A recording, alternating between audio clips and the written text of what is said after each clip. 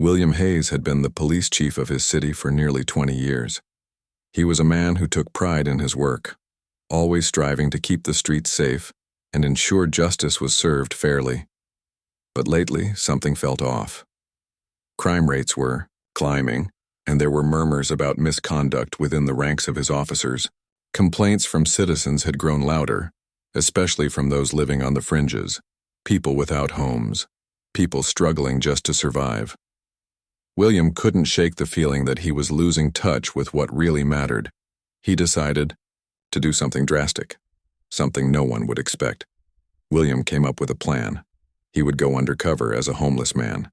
The idea wasn't just to see how things worked on the ground, but also to understand why so many complaints were pouring in. He knew it wouldn't be easy. Giving up his badge, his uniform, and everything that defined him as Police Chief William Hayes meant stepping into a world he hadn't experienced since his early days as a rookie officer. On a chilly Monday morning, William stood in front of his bathroom mirror. His reflection stared back at him, clean-shaven and neatly dressed in his usual suit and tie. Slowly, he began to transform himself. He let his beard grow scruffy, deliberately avoided shaving for a few days.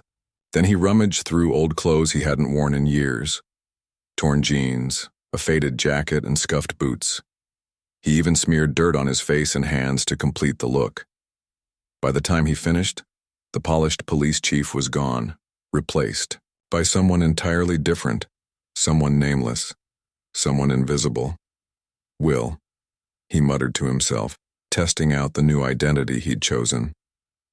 It felt strange, almost like pretending to be someone else in a play. But this wasn't a game. This was real life, and William, or rather Will, was about to dive headfirst into it. When he stepped outside, the air hit him differently. Without his shiny badge clipped to his belt or the authority that came with it, Will suddenly felt small, vulnerable. People walked past him without giving him a second glance. Some avoided eye contact altogether, while others crossed the street to stay away from him. It was an unsettling feeling, being ignored like this. He realized quickly that being homeless didn't just mean lacking shelter. It meant becoming invisible to the rest of the world. Will wandered aimlessly through the city, trying to blend in. He found a park bench near downtown and sat down, clutching a tattered backpack filled with random items, a blanket, an empty water bottle, and a few scraps of paper. From here, he could observe the flow of people around him. Businessmen in suits rushed by, talking loudly on their phones. Mothers pushed strollers, chatting with friends. And then there were the ones like him, the ones sitting quietly on benches, or leaning against walls, hoping not to draw attention to themselves. As the hours passed, Will noticed two figures approaching. They wore police uniforms, their badges gleaming under the pale sunlight. One was a tall, broad-shouldered man with close-cropped hair. The other was a shorter woman with sharp features and a no-nonsense expression. Both looked young, probably rookies still finding their footing in the force. Will recognized them instantly. Kevin Doyle and Laura Pierce. He'd seen them around the station before but never paid much attention to them. Now, watching them interact, he wished he had. Kevin and Laura stopped near a group of homeless men huddled together under a tree. Instead of offering assistance or asking if anyone needed help, they started laughing. "Look at these losers," Kevin said loudly enough for everyone nearby to hear. "They're probably too lazy to get jobs." Laura giggled along, shaking her head. "Yeah, and they wonder why nobody wants to hire them." Will's stomach churned as he listened. These were supposed to be protectors of the community, yet they treated vulnerable people with such disdain. He wanted to stand up, to tell them exactly who he was and demand they show some respect. But he reminded himself why he was doing this, to gather evidence to truly understand what was happening. So he stayed silent, pretending not to notice. The pair eventually moved closer to where Will sat. Kevin nudged Laura and pointed at him. "Hey, check out Grandpa over here. Looks like he's been dumpster diving for weeks." Laura smirked. "Bet he smells worse than the trash cans." Their laughter echoed in Will's ears, each word cutting deeper than the last. For a moment, he considered leaving, finding somewhere else to sit. But he forced himself to stay put. reminding himself that this humiliation was part of the job. Kevin and Laura didn't stop there. As they patrolled the area, they made snide comments about nearly every person they passed. A black teenager walking home from school, probably dealing drugs, an elderly Asian woman waiting for the bus. Illegal immigrant. Will clenched his fists tightly, fighting the urge to intervene. Each insult chipped away at his faith in the department he'd dedicated his life to. By late afternoon, Will's patience was wearing thin. Just as he thought Kevin and Laura might finally move on, they approached him again. This time, they weren't content with mocking him. They wanted to search his belongings. "What's in the bag, old man?" Kevin asked, grabbing the tattered backpack Will had brought with him. Will hesitated, unsure how to respond. If he resisted too much, it could blow his cover. But if he gave in too easily, they might suspect something. "It's nothing," Will said softly, keeping his voice steady despite the anger boiling inside him. "Just some personal stuff." Kevin snorted. "Personal stuff?" "Yeah, right. Let me see." Before Will could protest further, Kevin dumped the contents onto the ground. The blanket, water bottle, and scraps of paper scattered across the pavement. Passers-by glanced over curiously, but no one intervened. No one cared. Laura joined in, kicking the items around with her boot. "Looks like junk to me," she sneered. "You sure you're not hiding anything illegal in here?" Will swallowed, hard, forcing himself to remain calm. "I told you it's nothing. Please leave me alone." But Kevin and Laura weren't satisfied. They continued poking through his things, making jokes about how pathetic he must be to carry such worthless items. When Will tried to gather his belongings, Kevin shoved him roughly, sending him sprawling onto the cold concrete. Pain shot through Will's side as he hit the ground, but he bit back a groan. Showing weakness now would only make things worse. "Stay out of our way, old man," Kevin spat, glaring down at him. "We've got better things to do than babysit losers like you." With that, the two officers turned and walked away, leaving Will humiliated and bruised. For a long time, Will lay there, staring up at the gray sky. His body ached, but it was the weight of what had just happened that hurt the most. These were his officers, people he'd trusted to uphold the law, to treat everyone with fairness and dignity. Yet they had treated him like garbage simply because of how he looked, because of assumptions they made without knowing anything about him. As the sun dipped below the horizon, casting long shadows across the park, Will slowly picked himself up. He gathered his scattered belongings and stuffed them back into the backpack. Though his body protested every movement, he refused to give up. There was still so much to learn, so much to uncover, and though today had been painful, it had also shown him exactly what needed to change. With renewed determination, Will adjusted the strap of his backpack and headed toward the heart of the city. Tomorrow would bring new challenges, new injustices, to witness. But for now he focused on putting one foot in front of the other, ready to face whatever came next. The days that followed were a blur of cold nights, empty stomachs, and endless walking. Will had quickly learned that life on the streets wasn't just about surviving. It was about enduring. Every morning he woke up stiff and sore from sleeping, on hard benches or huddled in alleys. His clothes smelled faintly of dampness and dirt, and his face was constantly streaked with grime. But none of that mattered. What mattered was staying in character, blending in and learning the truth. Will spent most of his time observing. He watched how people interacted with each other, how they formed alliances out of necessity, and how some tried to help despite their own struggles. There was a makeshift community among the homeless, a fragile web of trust built on shared hardships. Some shared scraps of food, while others warned each other about dangerous areas or abusive cops. It was here, amidst this hidden world, that Will began to understand what it truly meant to be invisible. One person who caught his attention was Maria Lopez. She was a middle-aged woman with deep lines etched into her face and eyes that carried the weight of years of hardship. Maria always sat near the same spot, a corner of the park where she could see both the main street and the alleyways leading to shelters. She didn't talk much, but when she did, her words carried authority. Will noticed that others listened to her, sought her advice, and sometimes even turned to her for protection. One evening, as the sun dipped below the horizon, Will found himself sitting beside Maria on a weathered bench. The air was cool and the city lights flickered to life around them. For a while, neither of them spoke. Then Maria broke the silence. "You're new here, aren't you?" she asked, her voice soft but firm. Will nodded slowly, careful not to give too much away. "Yeah, just trying to figure things out." Maria studied him for a moment before speaking again. "It's not easy, is it? Being out here. People look at you like you're nothing, like you don't matter." Her words struck a chord deep within Will. He'd felt that same sense of insignificance since putting on his disguise. "No," he admitted quietly. "It's not easy." Maria sighed and leaned back, wrapping her thin jacket tighter around herself. "I've been here for 2 years now. Before that I had a job, an apartment, a life. But then everything fell apart. Lost my job, couldn't pay rent. Next thing I knew, I was sleeping in doorways." She paused, her gaze fixed on the distant glow of a street lamp. "And you know what the worst part is? The cops. They don't care about us. They treat us like criminals just for existing." Will's heart sank. He wanted to tell her that not all cops were like that he was working to change things. But he couldn't.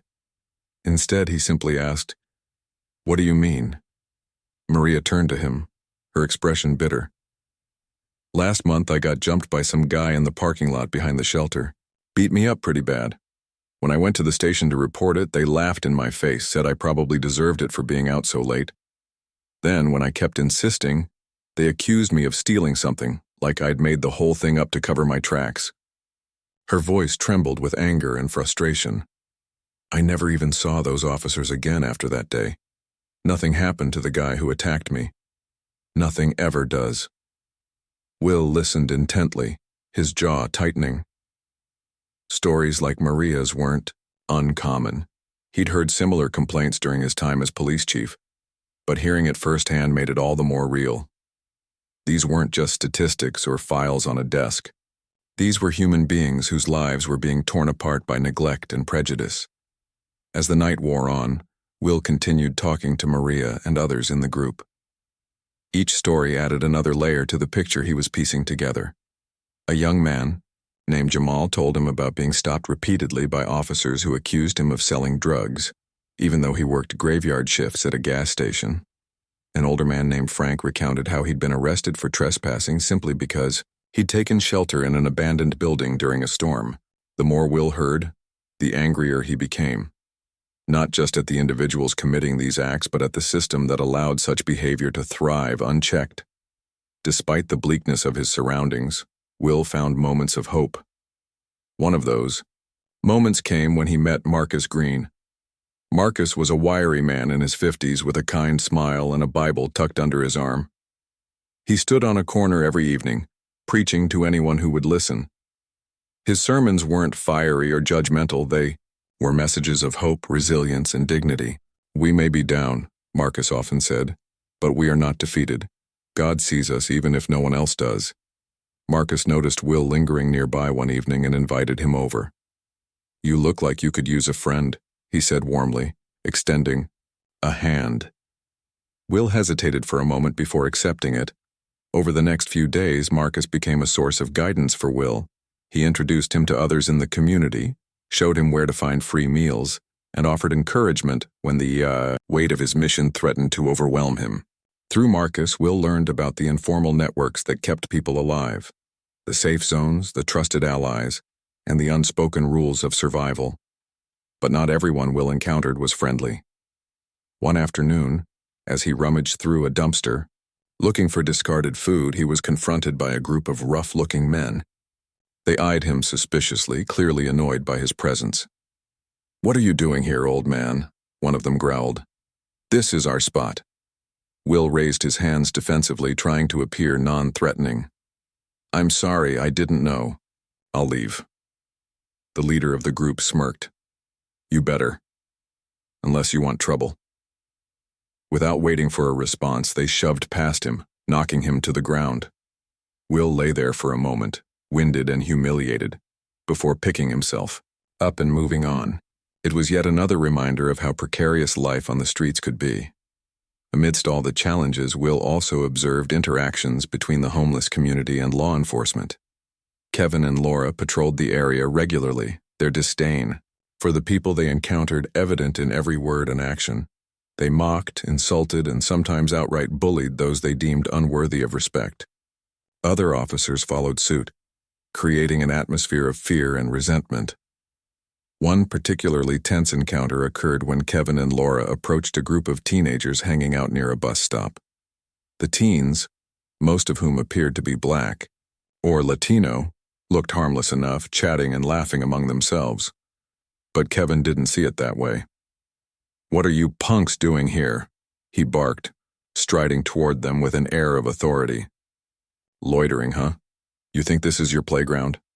The teens froze, their smiles fading instantly. One of them, a skinny boy with glasses, stammered, "We're just waiting for the bus, sir." "Waiting for the bus, huh?" Kevin sneered. "Sure you are. Bet you've got drugs stashed somewhere, don't you?" He started searching their bags without permission, ignoring their protests. Laura stood by, smirking as if it were all a big joke. Will watched from a distance, his fists clenched. He wanted to intervene, to reveal himself and put an end to the abuse, but he knew he couldn't. Not yet. Not until he had gathered enough evidence to expose the rot festering within the department. That night, as he lay curled up in a narrow alleyway, Will reflected on everything he'd seen and heard. The stories of injustice, the casual cruelty of officers like Kevin and Laura, the resilience of people like Maria and Marcus. It all weighed heavily on him. He thought about the power he still held as police chief, the responsibility he bore to fix what was broken, and he wondered whether he was strong enough to carry the burden. For now, though, he had no choice but to keep going, to keep listening, learning, and gathering information. Tomorrow would bring new challenges, new injustices to witness. But Will was determined to see it through, to uncover the truth no matter how painful it might be. With that resolve burning inside him, Will closed his eyes and let the sounds of the city lull him to sleep. The road ahead was long and uncertain, but he knew one thing for sure: he couldn't turn back now. The days stretched into weeks, and Will's life as a homeless man became a strange kind of routine. Each morning, he woke up stiff and sore, his body aching from sleeping on hard surfaces. He would shuffle to the nearest shelter or soup kitchen, where he'd stand in line with others for a hot meal. The food was often bland and barely enough to fill his stomach, but it kept him going. Afterward, he'd wander the streets listening to stories, watching interactions, and gathering information about the injustices faced by those around him. One thing became clear: Kevin Doyle and Laura Pierce weren't alone in their behavior. They were part of a larger pattern of misconduct that seemed deeply rooted in the department. Other officers treated the homeless and marginalized communities with similar disdain, mocking them, harassing them, and sometimes even using excessive force. It was a culture of indifference and cruelty that Will found harder to stomach with each passing day. But not everyone in law enforcement fit this mold. One afternoon, as Will sat on a park bench nursing a cup of weak coffee, he noticed a new face among the patrol officers. She was younger than Kevin and Laura, with curly brown hair tucked under her cap and a wary expression on her face. Her name tag read Ellie Carter, and she walked with a quiet confidence that set her apart from her peers. Ellie didn't laugh at the homeless men huddled under trees or make snide comments about the people she passed. Instead, she seemed hesitant, almost unsure of herself. When Kevin and Laura approached her during their rounds, they tried to pull her into their jokes, but Ellie remained distant. "Come on, rookie," Kevin teased. "You can't be soft. Out here, these people are scum." Ellie frowned, glancing at the group of homeless individuals nearby. "They're still people," she said firmly. "Just because they don't have homes doesn't mean they deserve to be treated like trash." Kevin rolled his eyes. "Whatever. You'll learn soon enough." But Ellie didn't back down. She continued her patrol without joining in their mockery, earning herself icy stares from Kevin and Laura. Will watched Ellie closely over the next few days. Unlike her colleagues, she took the time to listen when someone approached her. One evening, a teenage boy stopped her near the bus stop to report that his bike had been stolen. Instead of brushing him off, Ellie wrote down the details and promised to look into it. Another time, she intervened when Kevin tried to arrest a young woman for loitering, pointing out that there was no real evidence to justify detaining her. Though Kevin and Laura mocked Ellie behind her back, calling her too soft and naive, Will saw something else entirely, a glimmer of hope. Ellie's actions inspired others to open up to Will. Jamal, the young man who worked graveyard shifts at the gas station, confided in him one night. "That new cop, Ellie, she's different," Jamal said. "She actually listens, not like the others." Will nodded thoughtfully. "Yeah, I've noticed. Maybe there are still good people in the department." Jamal shrugged. "Maybe, but it's hard to trust anyone when so many of them treat us like dirt." Despite Ellie's presence, the challenges Will faced didn't disappear. If anything, they grew more intense. Kevin and Laura seemed to take special pleasure in targeting him, perhaps sensing that he was an easy mark. Whenever they spotted him, they made cutting remarks about his appearance or accused him of causing trouble. Once Laura even dumped a cup of cold soda on him, laughing as if it were the funniest thing she'd ever done. The humiliation stung, but Will refused to let it break him. He reminded himself why he was doing this: to expose the truth, to bring justice to those who had none. Still, there were moments when the weight of it all threatened to crush him. On one particularly cold night, after being pushed around by Kevin and Laura yet again, Will found himself sitting alone in an alleyway, tears streaming down his face. For the first time in years, he questioned whether he belonged in law enforcement at all. Had he become so disconnected from reality that he couldn't recognize the rot festering within his own ranks? It was Marcus who found him that night. The preacher knelt beside Will, placing a gentle hand on his shoulder. "You okay, brother?" Marcus asked softly. Will wiped his face with shaking hands. "I don't know anymore," he admitted. This isn't what I signed up for. I wanted to protect people, to make things better. But now I feel like I'm failing everyone." Marcus listened patiently, nodding as Will poured out his frustrations. When Will finally fell silent, Marcus spoke. "You're not failing, son. You're fighting. And sometimes fighting means getting knocked down before you can get back up. What matters is that you keep going." Will looked at Marcus, gratitude swelling in his chest. "Thank you," he said hoarsely. "I needed to hear that." With renewed determination, Will returned to his mission. He began documenting everything he witnessed, every insult, every act of violence, every instance of neglect. He scribbled notes on scraps of paper and hid them in his backpack, careful not to draw suspicion. At night, he reviewed what he'd written, piecing together a damning portrait of corruption within the department.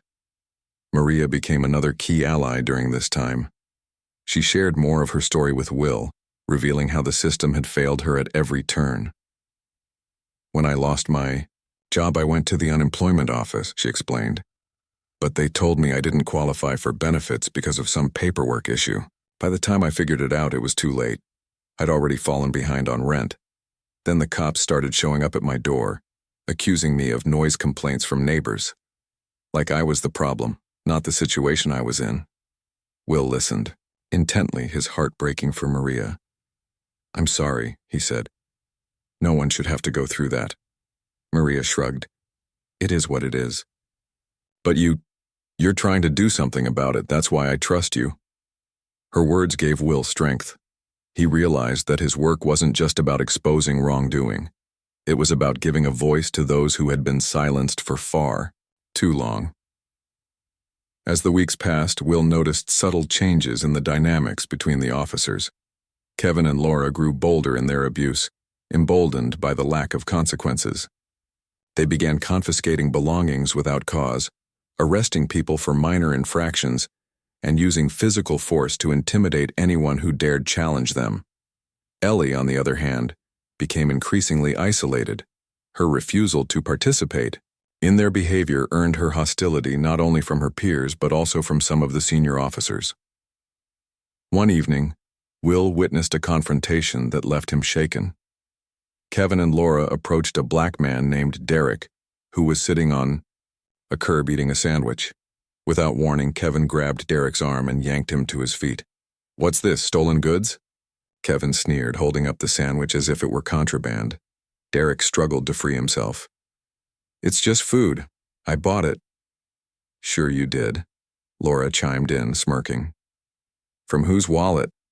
Ellie appeared just as Kevin shoved Derek against a wall. "What's going on here?" she demanded, stepping between them. "He hasn't done anything wrong." Kevin glared at her. "Stay out of this, Carter. This doesn't concern you." "It does if you're harassing innocent people," Ellie shot back. She turned to Derek. "Are you okay? Do you want to file a complaint?" Derek hesitated, fear flickering in his eyes. I don't want any trouble." Ellie nodded understandingly. "I get it. But you deserve better than this." She handed him a card with her contact information. "If you change your mind, call me." Kevin and Laura scoffed as Ellie walked away, but Will saw the impact of her actions. Derek glanced at the card, then slipped it into his pocket. It was a small victory, but it mattered. By now, Will had gathered enough evidence to take action. He knew he couldn't stay hidden forever, not if he wanted to make a difference. The question was how to reveal himself without jeopardizing his mission. He spent hours strategizing with Marcus and Maria, weighing the risks and planning his next move. Finally, the moment came. One afternoon, Kevin and Laura cornered Will near the park, where he'd first encountered them. They were in a particularly foul mood, having received criticism from their superiors earlier that day. "Looks like we've got our favorite bum back," Kevin sneered. "Still haven't learned your lesson, huh?" Will stood his ground, his heart pounding. Slowly, deliberately, he reached up and wiped the dirt from his face. Then he removed the scruffy hat covering his graying hair. Recognition dawned in Kevin and Laura's eyes as they stared at him, shocked. "What the hell?" Kevin stammered, taking a step back. William Hayes, the real William Hayes, looked them straight in the eye. "I've seen enough," he said, his voice steady and commanding. "Your behavior is unacceptable. You've disgraced this department, and I won't tolerate it any longer." Kevin and Laura exchanged panicked glances, but Will wasn't finished. "You've forgotten what it means to serve and protect. From this moment on, you'll answer for your actions." As the two officers stumbled over excuses, Will felt a surge of satisfaction. This was only the beginning, but it was a start. With the evidence he'd collected, and allies like Ellie, Marcus, and Maria, he was ready to fight for change, no matter how long it took. The fallout from William Hayes' revelation was swift and chaotic. Kevin Doyle and Laura Pierce froze in shock, their faces pale as they realized they had been mocking and abusing their own boss for weeks. William stood tall, his presence commanding, despite the tattered clothes he still wore. He didn't yell or lose his temper. He didn't need to. The weight of his authority and the evidence he had gathered spoke louder than any shout. "What's going on here?" a voice called out. Another patrol car had arrived, responding to reports of a disturbance. Out stepped Ellie Carter, her expression tense but curious. When she saw William standing there with Kevin and Laura looking guilty, her eyes widened, in confusion. "Chief Hayes? What are you doing here?" William turned to her, his tone calm but firm. "Officer Carter, I'm glad you're here. It seems we have some serious issues within this department that need addressing immediately." Ellie glanced at Kevin and Laura, who were now avoiding eye contact. She didn't say anything, but her body language suggested she already suspected. Something was wrong. William continued, addressing all three officers. "I've spent the last several weeks undercover, gathering information about misconduct among our ranks. What I've witnessed, from harassment to outright abuse, is unacceptable. We are supposed to protect and serve, not intimidate and harm." His gaze hardened as he looked directly at Kevin and Laura. "You two have disgraced your badges. Consider yourselves suspended pending further investigation." Kevin opened his mouth to protest, but William cut him off. "Save it. You'll answer to internal affairs tomorrow morning. Until then, turn in your badges and weapons." For a moment, neither Kevin nor Laura moved. They exchanged nervous glances, clearly unsure whether to argue or comply. Finally, Laura reached into her belt and handed over her badge and gun, her hands trembling slightly. Kevin followed suit, his face red with anger and embarrassment. Ellie watched silently, her jaw clenched. Once Kevin and Laura were dismissed, William turned to her. "Officer Carter, I want to thank you for your integrity during this time. Not everyone would stand up for what's right when surrounded by wrongdoing. You've shown courage and compassion, qualities we desperately need in this department." Ellie blinked, surprised by the praise. "Thank you, Chief, but what happens now?" "Now," William said, his voice steady, "we begin the process of cleaning house. This isn't just about Kevin and Laura. It's about addressing systemic problems that have gone unchecked for too long. I'll need your help, along with others who share your values, to rebuild trust and accountability." Ellie nodded solemnly. "You can count on me." The news spread quickly through the department. By the end of the day, everyone knew that Police Chief William Hayes had gone undercover as a homeless man to expose corruption within his own ranks. Some officers were shocked. Others were defensive, claiming it was an unfair trap. A few quietly admitted relief that someone was finally taking action. Internal Affairs launched a full-scale investigation, interviewing witnesses, reviewing footage, and examining William's notes. Complaints poured in, not just from the homeless community, but also from residents and business owners who had experienced similar mistreatment. Stories emerged of officers planting evidence, fabricating charges, and using excessive force against minority groups. Each accusation added fuel to the fire, making it clear that the problem went far beyond Kevin and Laura. Maria Lopez became one of the key voices in exposing the truth. With William's encouragement, she came forward to recount her experience of being falsely accused of theft after reporting a violent assault. Her testimony resonated deeply with the public, drawing media attention to the issue. Journalists began investigating the department's practices, shining a spotlight on years of unchecked misconduct. Marcus Green also played a crucial role. He rallied the homeless community to speak out, organizing meetings where people could safely share their stories. Many feared retaliation, but Marcus assured them that staying silent only perpetuated the cycle of abuse. "We may be invisible to some," he told the group, "but we are not powerless. Together we can demand change." Not everyone supported the effort. Some officers doubled down, accusing William of entrapment and claiming his methods were unethical. Others resigned rather than face scrutiny, while a handful tried to discredit the allegations by spreading rumors about William's motives. Despite the backlash, William remained steadfast. He held press conferences, addressed the city council, and met privately with community leaders to discuss reforms. Ellie Carter proved invaluable during this turbulent period. She acted as a liaison between William and the rank-and-file officers, helping bridge the divide between those eager for reform and those resistant to change. She encouraged younger recruits to speak honestly about the pressures they faced and worked tirelessly to foster a culture of transparency and accountability. But the fight wasn't without its challenges. One evening, as William reviewed case files in his office, he received a call from Internal Affairs. An anonymous tip had surfaced alleging that several high-ranking officials were aware of the misconduct but chose to ignore it. If true, this meant the corruption ran deeper than anyone had anticipated. William sighed heavily, leaning back in his chair. The weight of responsibility pressed down on him, heavier than ever before. He thought about the countless lives affected by the department's failures, the families torn apart, the dreams shattered, the trust broken. For every step forward, it seemed there were 2 steps back. Still, he refused to give up. The next morning, he met with Ellie to discuss the new allegations. "We need to dig deeper," he told her. "If senior officers are involved, we can't afford to let them slip through the cracks. This has to be a top-to-bottom overhaul." Ellie nodded, though her expression was troubled. "It won't be easy. Some of these people have been here for decades. They won't go down without a fight.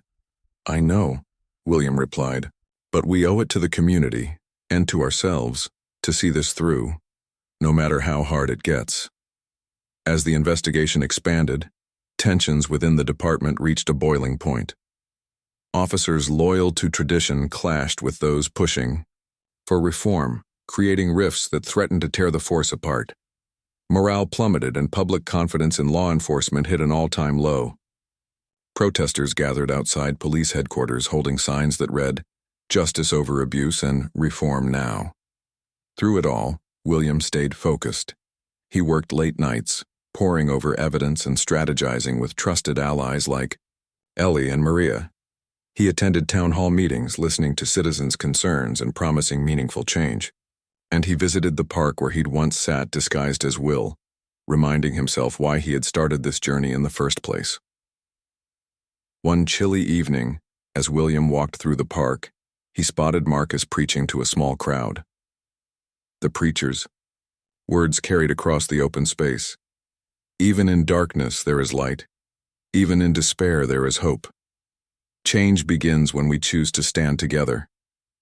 William stopped to listen, feeling a renewed sense of purpose. Marcus noticed him and smiled warmly. "Chief Hayes," he said, stepping forward. "How's it going?" "It's complicated," William admitted. "But we're making progress, slowly." Marcus placed a hand on his shoulder. "That's all any of us can ask for. Keep fighting, brother. The world needs more people like you." William nodded, gratitude swelling in his chest. He knew the road ahead would be long and difficult, but for the first time in weeks, he felt hopeful. Change wouldn't happen overnight, but it would happen long as he kept pushing forward. With that thought in mind, William headed back to headquarters, ready to face whatever came next. Months passed, and the city was in the midst of a transformation. The investigation into the police department had uncovered layers of corruption that shocked even William Hayes. High-ranking officials who had turned a blind eye, or worse, actively, encouraged misconduct, were forced to resign or face criminal charges.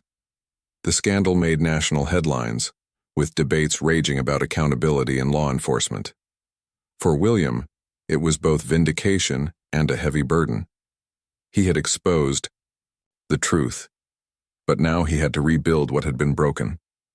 Reforms began taking shape almost immediately. William worked closely with city officials, community leaders, and trusted officers like Ellie Carter to draft new policies aimed at improving transparency and fairness. Body cameras became mandatory for all officers, and independent oversight. Committees were established to review complaints against the department. Training programs focused on cultural sensitivity, de-escalation techniques, and ethical decision-making were introduced for both rookies and veterans. But change didn't come easily. Many officers resisted the reforms, claiming they were unnecessary or overly restrictive.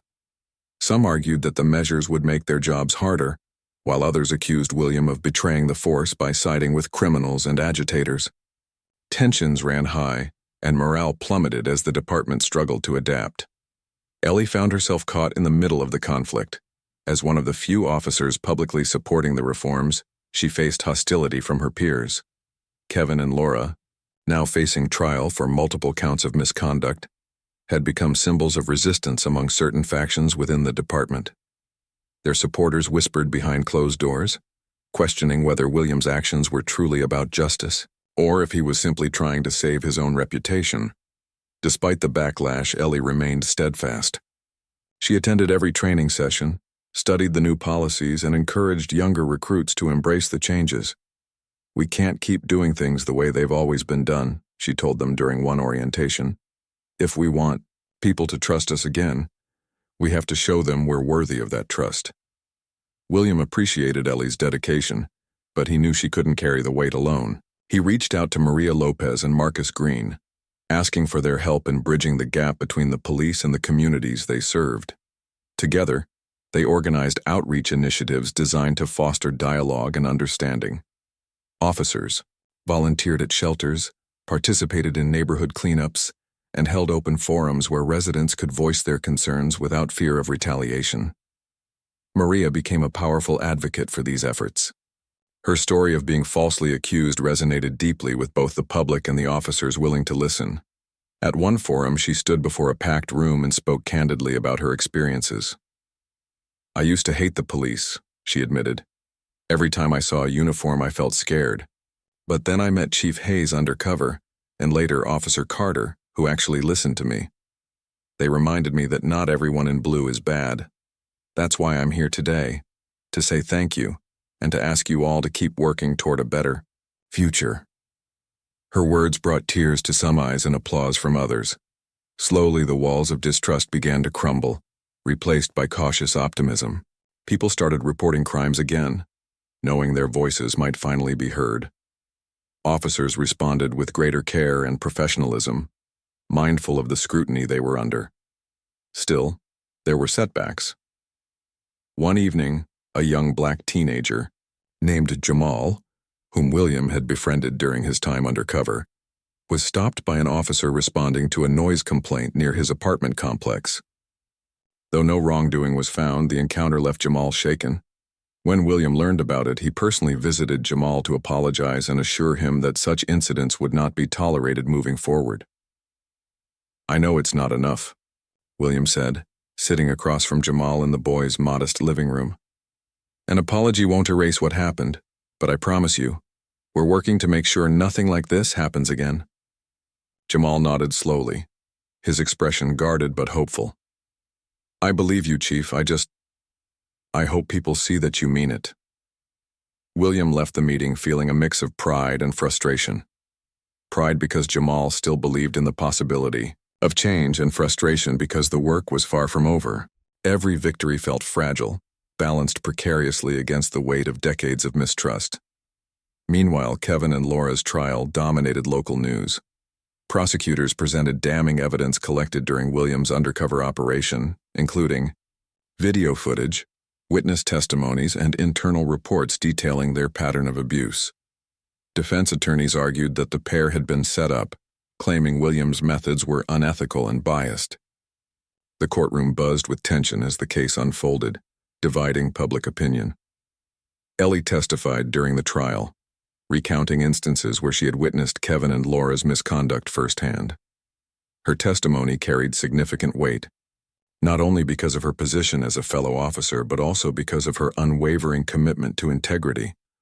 When asked why she hadn't reported them sooner, she replied simply, "I was afraid of losing my job, afraid of being ostracized. But staying silent wasn't right, and I regret that now."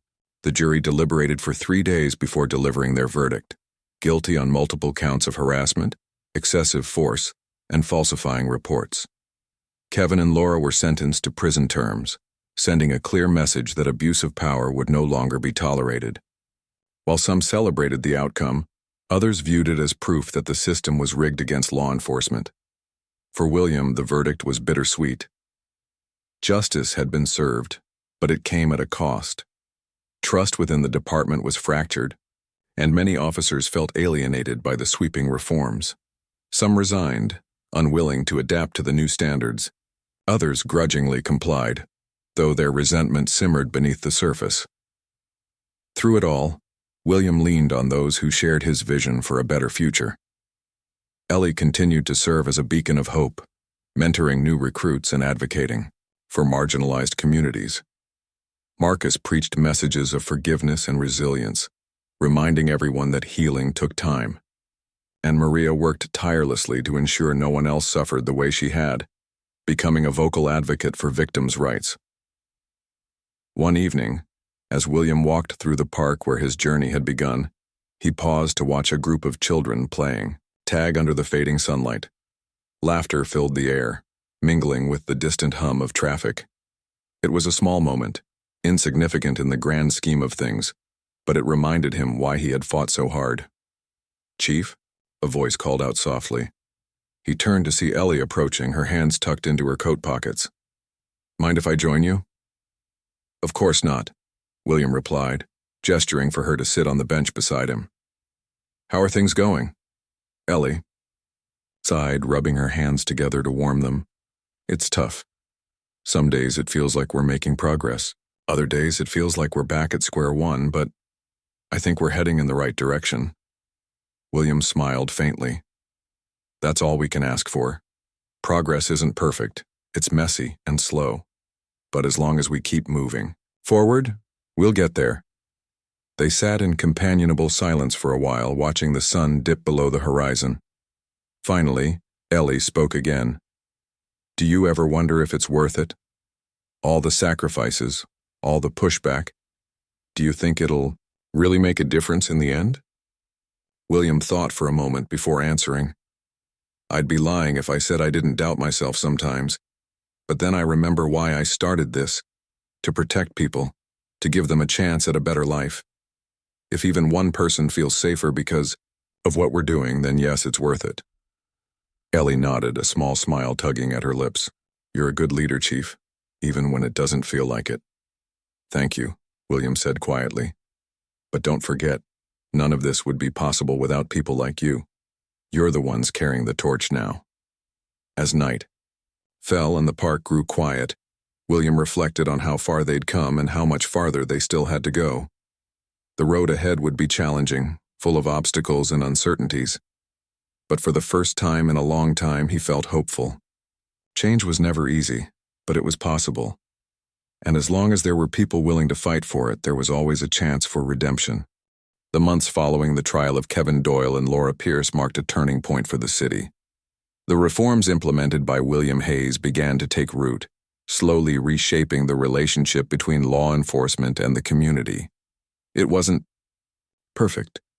There were still moments of tension, instances where old habits crept back in, but there was undeniable progress.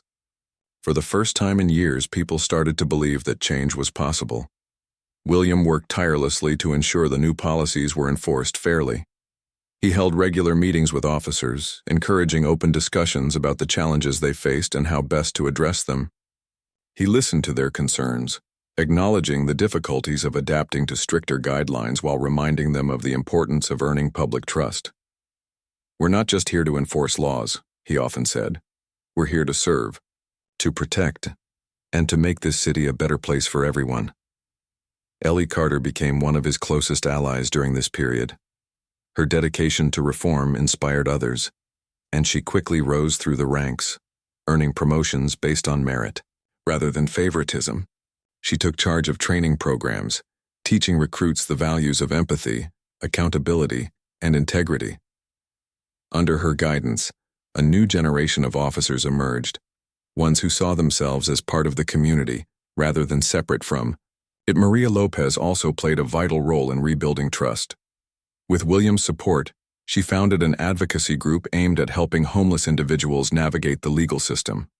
The organization provided resources like free legal aid, counseling, and job placement services. Maria traveled across the city, sharing her story and urging others to speak out against injustice. Her courage gave a voice to those who had long been silenced. Marcus Green continued his work as well, preaching messages of hope and resilience every evening in the park. His sermons attracted crowds from all walks of life: homeless individuals, struggling families, curious passers-by. He spoke about forgiveness, unity, and the power of standing together in the face of adversity. Change doesn't happen overnight, he often said, but if we plant the seeds today, tomorrow will bear fruit. One chilly morning, William stood outside police headquarters, watching as officers prepared for their shifts. Gone were the days when uniforms struck fear into the hearts of marginalized communities. Now many officers greeted residents with smiles, offering assistance instead of suspicion. It was a stark contrast to the hostility William had witnessed during his time undercover. As he observed the scene, Ellie approached him holding a clipboard. "Morning, Chief," she said brightly. "Just checking in on the latest numbers. Complaints are down 20% this month compared to last year." "That's good news," William replied, nodding approvingly. "Keep pushing. We can always do better." Ellie grinned. "You know, sometimes I think you're harder on us than anyone else." "Maybe," William admitted with a chuckle, "but only because I know what's at stake. This isn't just about stats or reports. It's about lives. Ellie's expression softened. I get it, and I promise we won't let you down. Later that day, William attended a town hall meeting hosted by the mayor. Residents packed the auditorium, eager to hear updates on the department's progress. Some praised the reforms, thanking William for his leadership. Others voiced lingering concerns, asking tough questions about ongoing issues like racial profiling and excessive force. William listened intently, addressing each comment with honesty and humility. We've made strides, he told the crowd, but we're not done yet. There's still work to be done, and I need your help to keep moving forward. Hold us accountable. Speak up when something isn't right. Together we can build a system that truly serves everyone. His words earned applause, though some skepticism remained. William didn't mind. He understood that trust couldn't be rebuilt overnight. It had to be earned step by step. After the meeting, William walked back to the park where so much of his journey had unfolded. The benches were occupied now, not just by homeless individuals but by families enjoying picnics, teenagers chatting, and elderly couples feeding pigeons. The atmosphere felt lighter, less burdened by fear and resentment. Marcus spotted him from afar and waved him over. Chief Hayes, he greeted warmly. How's it going? It's different, William admitted, sitting beside him. Better, I think. But there are still moments when I wonder if it's enough. Marcus smiled knowingly. It's never enough, not when you care as much as you do. But look around, brother. People are smiling again. They're not afraid anymore. That's something, isn't it? William glanced around, taking in the scene. Children laughed as they chased each other, oblivious to the struggles of the world. A young couple shared a quiet moment on a nearby bench, holding hands and whispering softly. Even the homeless men and women who once huddled in shadows now sat openly, chatting and laughing with one another. You're right, William said finally. It's something. Marcus patted his shoulder. And it's just the beginning. Keep fighting, Chief. You've already changed so much. That evening, William joined Ellie, Maria, and Marcus for dinner at a small diner near the park. They talked about the future, brainstorming ideas for additional initiatives and discussing ways to expand their outreach efforts. Maria suggested starting a mentorship program for at-risk youth, while Marcus proposed organizing monthly community events to strengthen ties between residents and officers. Ellie leaned back in her chair, grinning. You guys are unstoppable. I'm glad I'm along for the ride. So am I, William said, raising his glass. To teamwork and to a brighter tomorrow. They clinked glasses, laughter filling the air. For the first time in what felt like forever, William allowed himself to relax, savoring the camaraderie and shared purpose. The road ahead would still have its challenges, but he no longer faced them alone. Weeks turned into months, and the transformations within the department continued to deepen. Officers patrolled neighborhoods not as enforcers but as partners, working alongside residents to solve problems before they escalated. Complaints dwindled, replaced by stories of collaboration and mutual respect. Crime rates began to drop, not because of harsher penalties but because people felt safer reporting incidents and cooperating with investigations.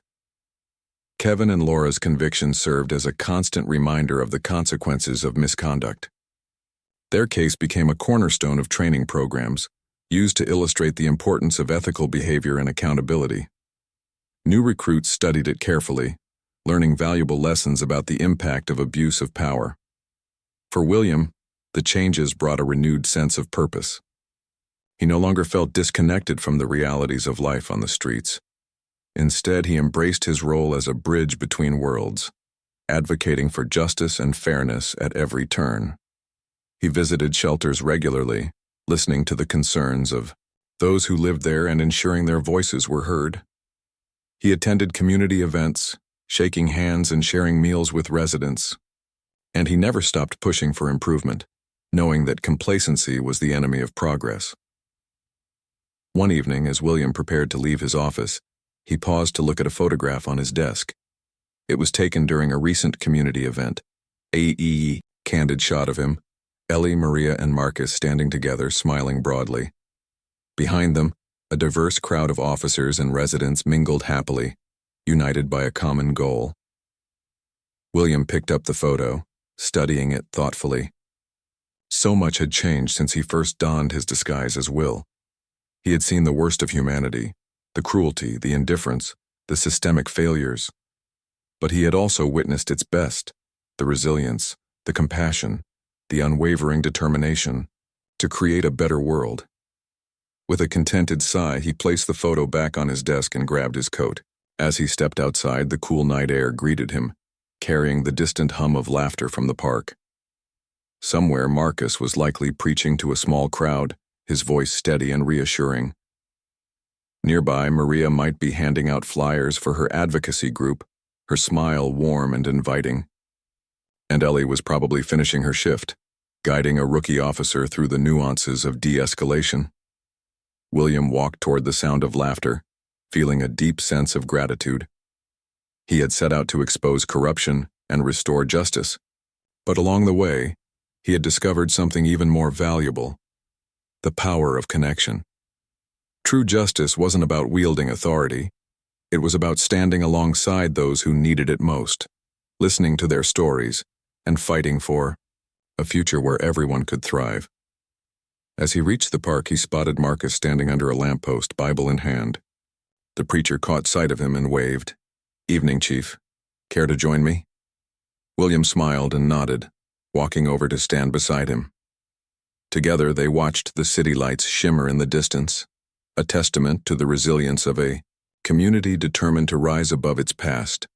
The journey wasn't over, but for now William allowed himself to feel proud of how far they'd come. And as Marcus began to speak, his voice carrying across the quiet park, William knew one thing for certain: the fight for justice was worth every sacrifice.